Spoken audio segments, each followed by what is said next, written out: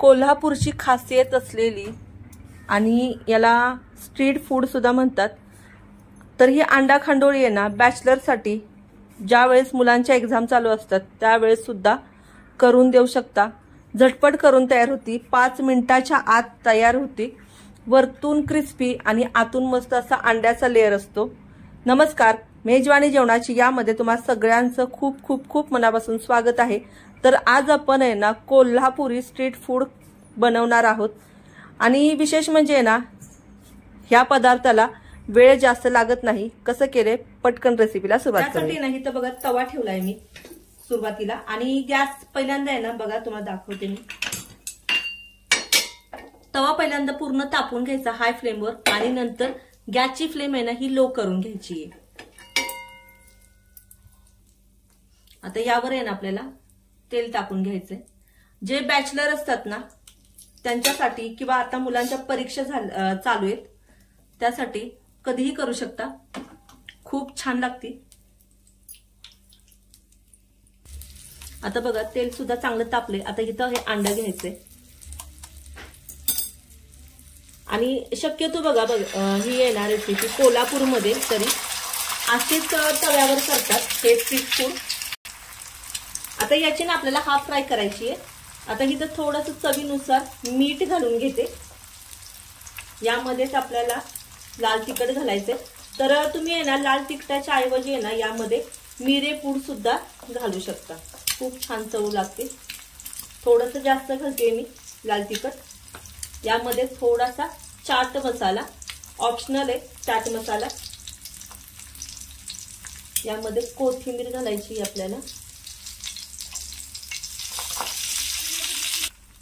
आता यावर आहे ना हा ब्रेड ठेवून घ्यायचा आपल्याला आणि चांगला असं स्प्रेड करून घ्यायचं। तर तुम्ही तेलाऐवजी आहे ना बटर सुद्धा बघा इथं वापरू शकता। बटरने सुद्धा खूप छान असा फ्लेवर येतो। आता जो गॅस आपण स्लो केला ना त्याच्या मागचं कारण असं की आपल्याला आहे ना पहिल्यांदा गॅस आहे ना फास्ट ह्याच्यावर तवा पूर्ण गरम करून घ्यायचा आणि नंतर गॅसची फ्लेम लो केल्यानंतर आपल्याला पूर्ण खमंग खरपूस हे भाजून घ्यायचे। त्याच्यामुळे खांडोळी जी करतोय ना आपण त्या खांडोळीची चव खूप छान लागते आणि असं जरा दाबून दाबून घ्यायचं। तर आपण आहे ना आता पलटी करून घेऊया आणि बघा मी गॅसची फ्लेम आहे ना अजिबात वाढवली नाहीये। ते बघा असं खमंग भाजून घ्यायचंय आणि दुसरी साइड सुद्धा आहे ना आपल्याला लो हीटवरच भाजून घ्यायची आहे। तर आता आहे ना दुसऱ्या साइड चेक करूया। ते बघा तर आहे ना मी तुम्हाला याचा खमंगपणा दाखवते। ते बघा अशी कुरकुरीत अशी ही खांडोळी तयार होती आणि लो हीटवर भाजण्याचं कारण हे की व्यवस्थित अशी आहे ना भाजली जाते। आता ही साइड सुद्धा थोडीशी भाजून घ्यायची। तर आता चेक करूया। तर बघितलं तुम्ही फक्त 5 मिनिटाच्या आत ही खांडोळी आपली तयार झालेली। आता सर्व कशी करायची ती बघूया आणि शक्यतो बघा कोल्हापुरात तरी अशीच सर्व करतात। तर थोडीशी झूम करून दाखवते। ते बघा आणि आता नाही तर मी हा घेतलाय पिझ्झा कटर आणि आपल्याला मी याचे तुकडे करून घेणार आहे। तर मी काय करणार आहे थोडीशी या साईडने करणार आहे आणि 4च तुकडे करायचे आपल्याला, जास्त नाही करायचे।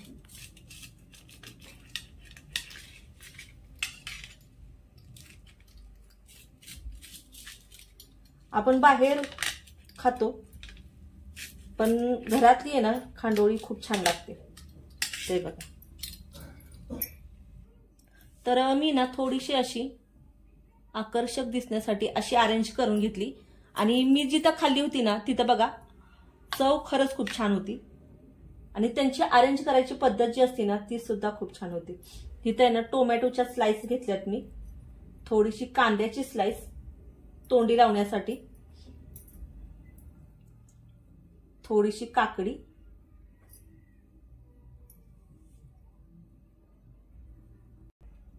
आता यावर आहे ना थोडंसं मीठ भुरभुरून घेणार आहे।